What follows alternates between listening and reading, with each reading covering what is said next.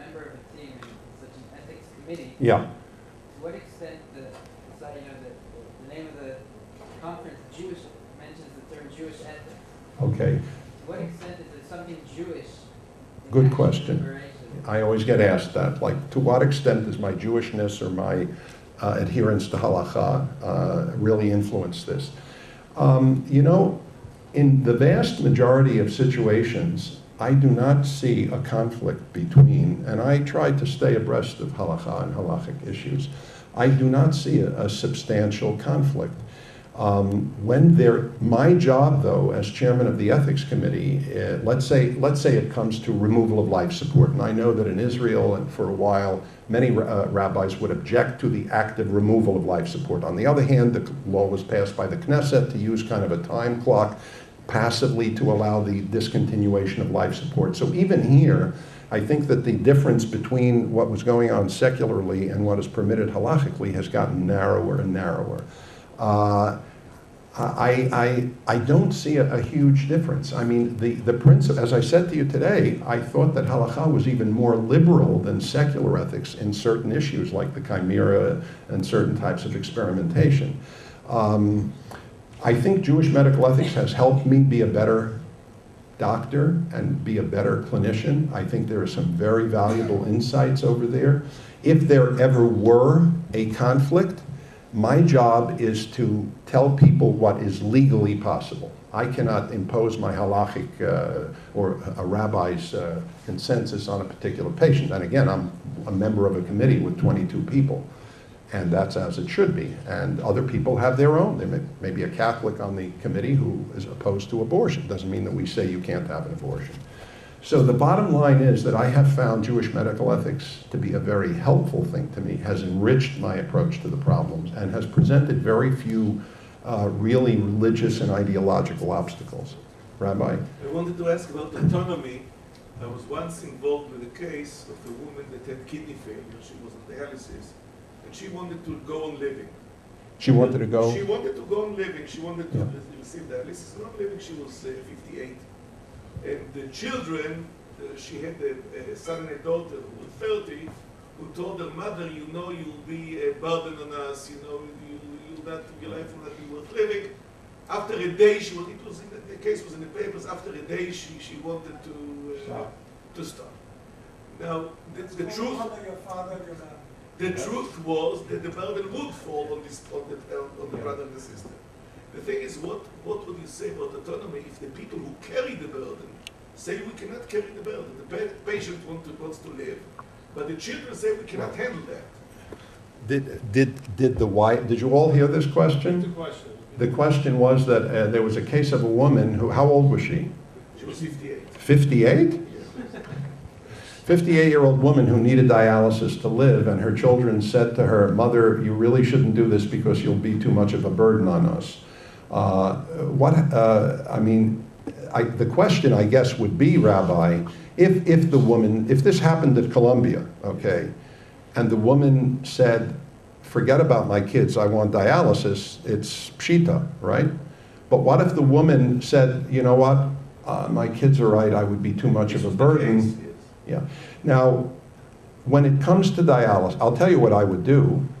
I would call a social worker. I would speak to the children. I would try to look at the realities of the situation. And a 58-year-old woman, is still pretty young.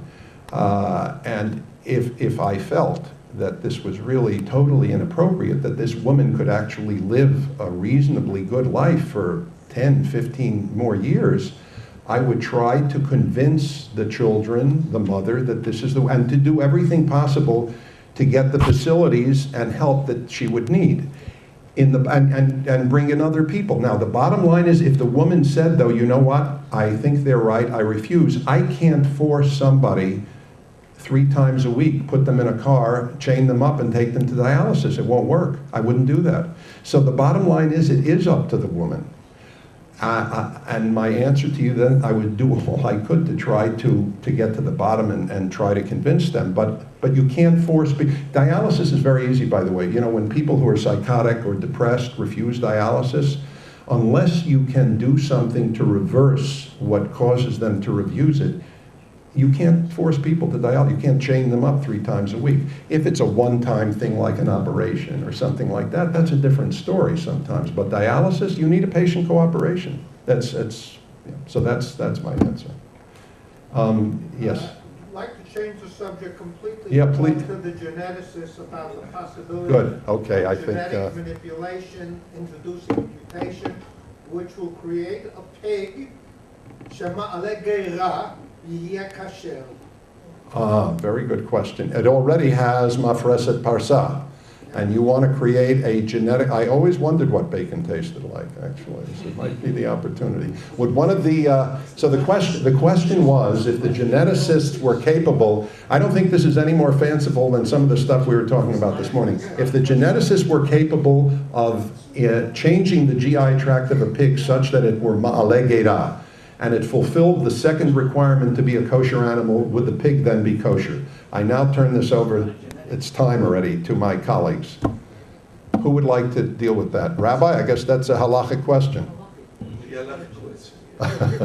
I just wondered aloud to Professor Sperber, who would say that they taste the same? It tastes like Who would say that it tastes the same? I'm sure we'd be able to find some people.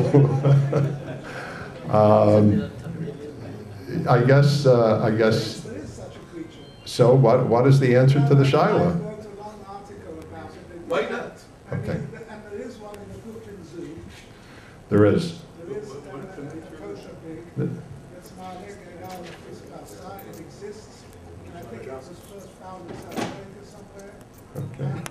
There was a time when they wanted to start mass producing it in order to produce kosher bacon, but somehow it didn't work. Well, on that note, why don't we disband then? We will reconvene in 15 minutes for our final, and this promises to be very interesting, moot court. So please enjoy yourself coffee, and we'll see you in about 15 minutes. Thank you. Of a very exciting two-day conference, and it's really an honor to have 2 leading scholars deliberate a theoretical case, but it has both implications on halacha, legal case, and the interface of Israel law and halacha is very interesting, especially today. As you know, like last year, there was the first halakhic law passed in Israel on end of life, and this is the only country where we have such an intimate relationship between halacha and the law.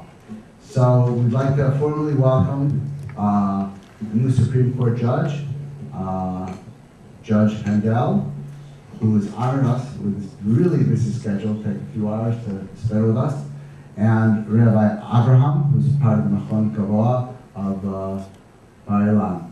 And once again, we have our star moderator, Dr. Kenneth Prager, who's going to lead. Good. We won't have to go. Thank you. Thank you. I'm glad you made the introductions already. And again, I would like to reiterate my own personal gratitude and of being allowed to share a platform with such prestigious people. It's really an honor for me, and I thank you for it. I will proceed by simply reading the case. You have it all in front of you, but I will read it again, and then what I will do is ask our panelists to comment on it and give an exposition, their thoughts on it, and then we'll have some give and take questions and so forth.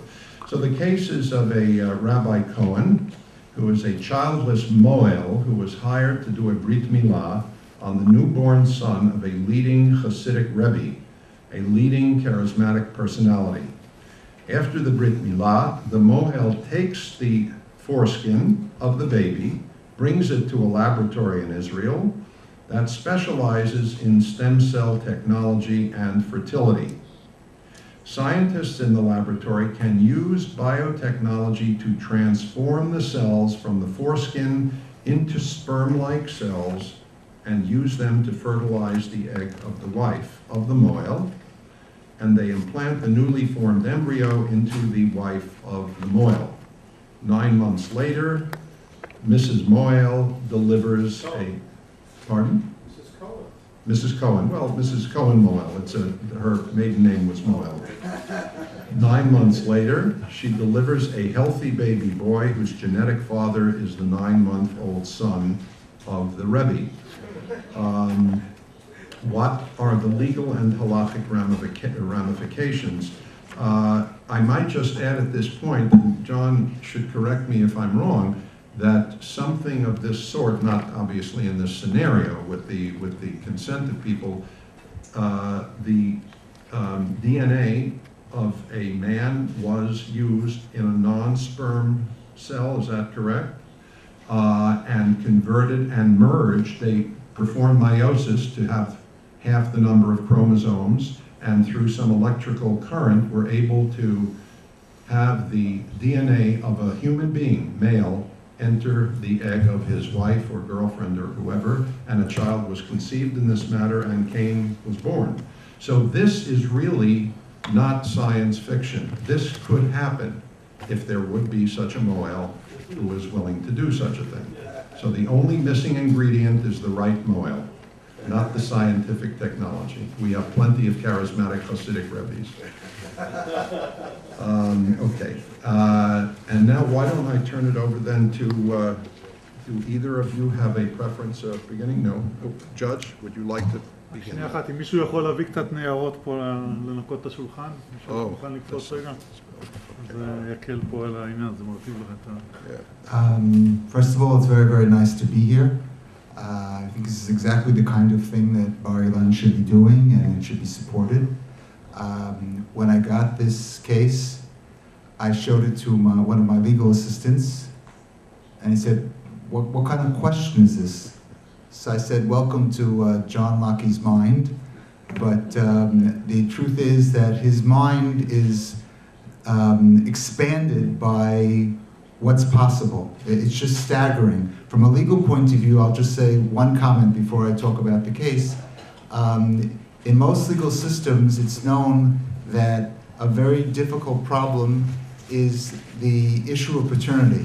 There are a lot of paternity suits all over the world. There aren't that many maternity cases. Who your mother is, you could know.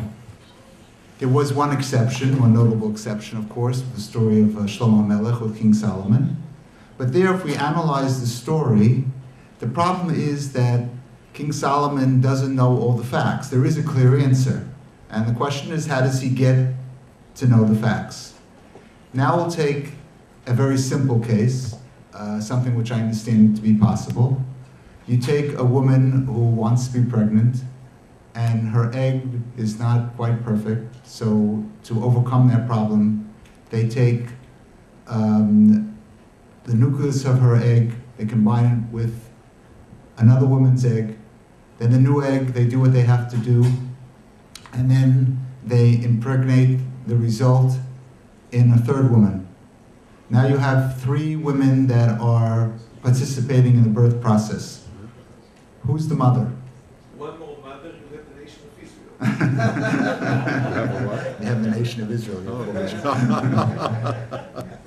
Who is the mother? And the question, and what's interesting about the question is, unlike the story of King Solomon, we have all the facts. I've given you all the facts. Everybody knows. We don't have to do any exploratory process to determine the facts. I know what the facts are, and the question is difficult. And this is the kind of thing that the law has to deal with. And these issues are very, very difficult, and they're changing all the time. And these are essentially worldwide questions that have to be dealt with. I believe, and I'll try to demonstrate that, in all these issues, Jewish law has a great deal to contribute. Now, if we talk about the question, I'll first speak about it very briefly from the point of view of how the law would look at it, how the secular law would look at it, how legal systems would look at it, America, England, Germany, Australia. You're talking about a question that there are certain questions that would arise immediately before I get to what Jewish law would have to say about it. One, to make the question even more interesting, as if it's not interesting enough, let us take the following, let's add the following scenario to the question. The mother, or Mrs. Moel, Mrs. Cohen, is quite appalled at what has happened. because she's told that if this process takes place, if this process takes place, what will happen is that her 8-day-old baby will be the father, the genetic father. And she does not want the child to be a father. But in any event, she agrees to carry the baby to term, and she wants to carry the baby to term. Now you have a very interesting abortion question. Let us assume that somehow the court learns of this. The court appoints someone to represent the 8-day-old baby and asks to stop the pregnancy. The reason the court is asked to stop the pregnancy is because they do not want the child to become a father and to have this responsibility. I don't even know what the responsibility would mean at such an early age. What would the court do in this case? Now, there have been cases of stolen sperm. There have been cases, there's a case in America where someone had oral sex with a woman. The woman took the sperm and then impregnated herself through a process. This is an actual case in 2005. And then the father wanted to stop the pregnancy. The court said that you cannot stop the pregnancy because of the fact that the sperm was given to the mother as a gift. That since when the act occurred, the male did not say, I'm giving this to you on condition that you don't make a child from this, it's viewed as a gift. Of course, this evokes certain amount of smiling and laughter because it's obviously he never thought of such a possibility. It's quite obvious they didn't consent. This is sort of a fiction. What the court is really saying is that we will not stop a woman from going full term in pregnancy unless she herself wants to, and then we'll discuss the issue. But we will not, and that's the common view all over the world about stopping pregnancies. And they say even if the husband did not know, he still will have financial responsibilities as a father. You take a more extreme case, let's say where the husband was sleeping, or the father was sleeping, the potential father was sleeping, and then the sperm was taken out of him, so if there's no way that he gave it as a gift, the result wouldn't be any different. It could be that maybe after he's ordered to give child support, that he could then sue the mother back for child support. That's about as far as it would go. Here you have an interesting case where the court would have to deal with a new issue, which is the interest of the mother, of the woman, to continue to pregnancy, full-term pregnancy, versus the interest of the child not to become a father. That's a stronger competition than the usual competition between a male, adult male who does not want to be a father and an adult woman. We now have a bigger problem. We have a new problem, and it's a little scarier, it's a little trickier, but I think even now, the court would not do anything to stop, most courts would not interfere with the pregnancy, because that would be an overriding view. Yes? But what if there was a fertilized egg in IVF process, like the Tahmani case? Yes. And the representative of the baby want to destroy the zygotes.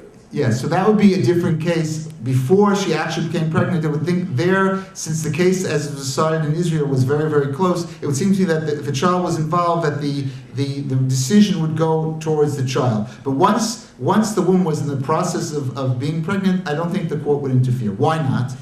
Now, this is something which I'll get to, which connects with Jewish law. The reason is because of the right of privacy. The right of privacy is a very big issue now. The right of privacy has become the solution to all problems which you don't know how to solve in most legal systems. And therefore, the woman has a right to have an abortion or not to have an abortion based on the right of privacy. Privacy did not exist before the 20th century. If I said to a legal scholar in the 19th century in England about the right of privacy, he would have no idea what I was talking about. It would mean nothing to him. And now the right of privacy is the reason, for example, why American Supreme Court decided in the case of Lawrence that you cannot tell two people, you cannot make a law against having homosexual relations in the home because of the fact that the state cannot interfere with the privacy of the individual within their own house. And it also was why women are allowed to get contraceptions. Privacy now has become something very, very broad. and in a certain sense, it's a very good solution, because no one really knows what the right of privacy is. And if you have a difficult question like this, and you want to come up with a new category, and that's not been that's so defined, that it's not so clear, privacy does the trick, privacy does the work, and therefore privacy is a very, very good thing. If we talk about this particular case, so a view might be that privacy is involved, but somehow the right of the child has been, his right to privacy has been harmed. Because you have a problem, what damage has been done? This is also a question. Damage is defined by the negligence law of England is the loss of life. Here, no one is losing their life. It's the opposite result. Someone is gaining a life. So who has been harmed by this? So it seems that the one who has been harmed by this is the child, because he's forced into a position that he doesn't want to be, and therefore the right of privacy would be very, very useful. You could have other solutions which you could make up new categories of crime. You could call it genetic rape. For example, what's happening, it's difficult to call it rape of the child because you can't have rape of a child, and it had no physical contact in any sense. That's why the example is very clever, because talking about the foreskin, which is no longer part of him. You could also talk about identification theft. You could make up new legal categories, which perhaps the law would do. But I think if the case came up, so they would use the rule of privacy as an infringement on the autonomy of the individual. If I were to say to someone in America or in Germany, where these concepts are very, very developed, more so than other legal systems because of the Constitution, they would say, well, what else do you suggest? And if I would say theft, they'd say, no, the problem isn't theft. Do you really think it's that the fact that he sold this foreskin is something that anybody really cares about? Let's call it what it is. It's really affecting someone's autonomy. It means that he is, against his will, is forced to be a father, and therefore that would be the appropriate category. Yes? And if you decide that he's not a father, you sever the connection between the baby and the embryo. Do you solve this problem? Yes, the problem with that, it'd be very difficult to say he's not the father, because on some level he is the father. So let's say, for example, that it's a problem that he won't have to pay alimony. They're the same age. He's just 9 months and 8 days older than his, his brother than his son. But the thing is that, let's say he's an adult now, and he's a very rich, the father is very wealthy, and the son is having a great deal of difficulty. He wants help. You cannot, the law could say it, but the question is, you would also place a moral burden on him, because he could say, or his representative say, you could tell me I'm not the father, but I am the father, and therefore I'm forced in a position where I do not want to be. So moving along, we now get to what, now this example of autonomy is not something that Judaism can live with very well on one level. Rav Soloveitchik once said that the category of kvod ha'adam, the dignity of man, or as it's actually characterized in halacha, kvod ha'briut, the dignity of men in plural, of creatures in plural, is something which is very central to the posek. He said when the rabbi makes a decision, this is what Rav Soloveitchik says, he says the rabbi makes a decision, he may not use that category, but it's something that very much affects how he resolves an issue, and this is what Rav Soloveitchik said. And so therefore the notion of autonomy, we don't really have to learn from other legal systems the importance of it. It amuses me somewhat when Israel or certain secular judges or lawyers are so proud of the concept of kvod ha'adam, when actually we have the kvod ha'adam and kvod ha'briot actually in our own sources, and that's where it comes from. But I would argue that I think it's important for something so horrific and something so extreme that we not call it an infringement of privacy. We not call it a problem that the autonomy of the individual is being affected, but rather use legal concepts that should be expanded. For example, theft. I think that if you call someone in this category that you tell him you have infringed upon his privacy, that's much less powerful than calling him a thief. And calling him a thief, I believe, is more of a proper response to what he is. Now, when I say a thief, I'll use the concept of a ganav or a gazlan without getting to the differences between the two, interchangeably. And you could say to me, well, in what sense is he a thief? What did he take? He takes something that the person that was given away. So how did he steal? In what sense did he steal? I would argue, and this is something that's very, very important. Rav Lichtenstein wrote a very interesting book on grame. Grame is the issue of causation. In Jewish law, causation is a very, very strict concept. And you have to have very, very direct causation. And it's very difficult in many situations to say that someone is guilty unless you have very, very direct causation. However, Rav Lichtenstein at the end of this book mentions, where he wrote the concept of grame according to the Ramban and the Ri, he says that in today's world, someone could steal money from a bank, rob a bank, without going into the bank, just by using the computer.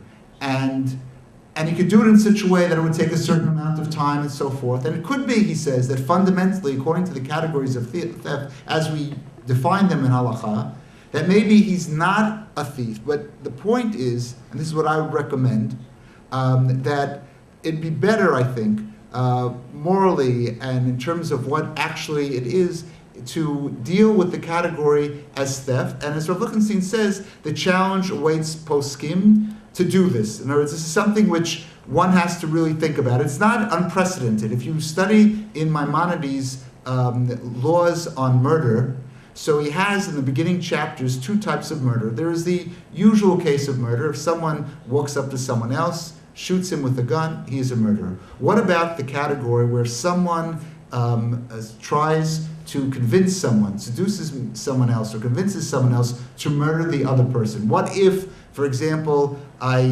leave the room, and once I'm out of the room, where a person's in the room, I push a button, and a lion then, who's very hungry, is left alone with the person, and the other person dies. Have I committed murder? Now, it could be, again, according to strict laws of causation, I haven't, because I myself just pushed a button, and the button in itself did not cause the murder. But the Rambam, very interestingly, there calls this kind of person a murderer, and says that we have to view him this way. This is the beginning, for those people who want to check, the beginning chapters of Hilchot Shmirat Retzach and Shmirat HaNefesh. Actually, this idea I brought in a case which was given a few months ago in the Supreme Court, dealing with the question of causation, when both someone stabbed a person and then afterwards he was mistreated in the hospital, and the one who stabbed him 25 times said, the hospital messed up, you cannot find me guilty of this crime.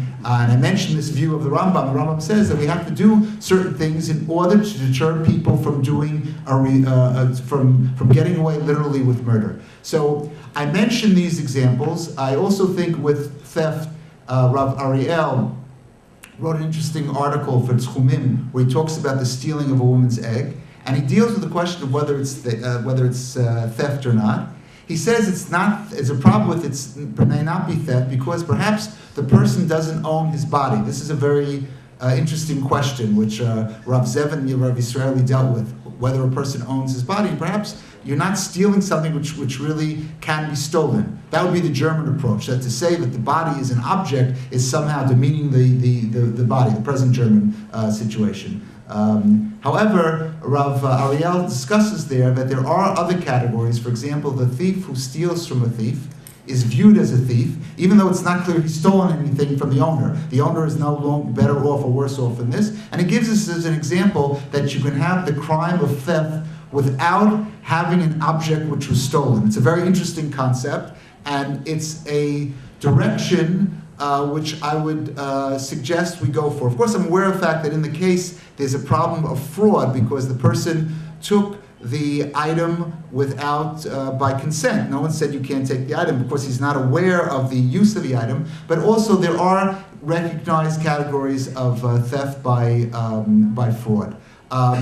There are other types of examples that one could use. You could call it an assault. I think that's less appropriate because of there not being direct contact between the mohel and the mohel and the baby. We must remember also that Geneva, this is with this I'll close, that Gneva, even though it seems to be just about objects, halacha was very, very creative about the crime of theft. And about the crime of assault. I'll give one example in each area. In the area of the crime of theft, it's mentioned in Tosefta that there are 7 different types of thief, of stealing, of thieves, and the one who is the biggest thief is the one who's gonevet hada'at, that steals, I guess, the knowledge of the person, and in some sense fools the person. Da'at is not a good definition. I'll accept a better definition if someone has it. But gnevat da'at is a form of theft. Information theft. Yes, you call it information theft, and here we're talking about certain concepts really would expand. I also recently read something, Rav Elyashiv talked about the fact that while you're on, without not to open this up to a discussion, but while you're on a plane and you want to, in the middle of the flight, go to the end to daven, so he talks about the fact that perhaps this shouldn't be done because of the problem of gnevat sheina, the problem of stealing sleep. So I think if you could steal sleep and you can steal information, I think that this should be recognized for what it is, and strong terminology should be used. In terms of the assault, I'll just mention something interesting which may or may not be relevant, but I'm just trying to show how things can be used very creatively. Rav Chassin talks about the fact that when the Bet Din, the court, gives 40 lashes, and then instead of giving the amount required, gives an additional 3 lashes, you're responsible not for the 3 lashes beyond what you're allowed to give. The person was found guilty by a court. He had to really have the lashes that he was supposed to get. And then the one who's inflicting the lashes decides to give a few more lashes. Rav Chassin pointed out that in halacha you're responsible for all the lashes. Why are you responsible for all the lashes? After all, the first part of the lashes that you gave, you were allowed to do. But it's, again, a sort of fraud now has appeared retroactively, which affects the permissible action and now has changed it. That's what I would say about the fact that he took it and it would be allowed to. So in summary, because I'm very anxious to hear of Rav Abraham what he has to say, I'll just say that in summary, it seems clear to me that the regular legal system, the normative legal systems in the world today would quickly respond to this question, probably in the ways that I spent before. In terms of halacha, I think that it's important not only to find a way of saying that it's asur, because it's asur, that it's not allowed, but perhaps calling, what they say, the yelet b'shmo, calling the act for what it is, realizing what it is, and putting it in the proper category of criminal response. The final point I wish to make is one of the thoughts that I had when I read this question, I read the case several times to actually believe that this was the question. One of the things I always thought was interesting was when I learned the 10 Commandments as a child, so there of course is lo tignov. And then on some level I was disappointed to find out that lo tignov doesn't mean that you steal property. It means that you steal a nefesh, that you steal a person. Okay, so lo tignovo includes other forms of theft, including gnevat da'at. But the thing is, I thought this is an interesting example of stealing a nefesh in a different way than we have previously understood it. It's also a different way of yeush shalom mida'at, of when you despair of a property without realizing what it is. It opens up, one of the interesting things about these kinds of questions, it really expands our understanding of categories that we're familiar with. And I would suggest that the direction that I personally would like to see would be that the halacha would be able to be flexible enough and direct enough to deal with the crime in the proper way, in a way that perhaps would give it the intensity and the social criticism and classification that it warrants. Thank you. Yes? Just one point, that theft must be that they take something from you and you don't have any more. So you cannot separate the issue from theft from the issue of toll, from the issue of damage. If there was no toll, no damage, then there was no theft in this case. Yeah, so again, there actually, it's mentioned actually a little bit, it's an interesting thing in Rav Ariel's article. So he mentions, for example, about Rachel, Rabbi Akiva's wife, selling hair, and did she have the right to sell hair and make money from it, and does it belong to her? And of course, you have many, many heirs. I would just say that perhaps